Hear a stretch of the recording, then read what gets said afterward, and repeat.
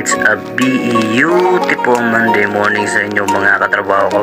Ito na naman tayo mga katrabaho ko. Trabaho na ulit.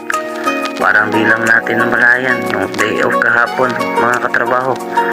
Ang bilis talaga ng oras at araw at panahon ngayon. Dati naglalaro lang ako ng mga larong kalye. Ngayon tatrabaho na, makayod na. Baka nga sa susunod mga katrabaho di natin mamalayan, matanda na tayo. Ang buhay nga naman ng tao parang kanta lang ni Florante, parang kailan lang. Parang kailan lang. Pero ganun talaga. Let's face the reality, ika nga. Isipin nyo na lang mga utang nyo, mga bills nyo at mga pangangailangan nyo sa buhay. Pero ang importante sa lahat, isipin nyo ang mga pamilya nyo mga katrabaho.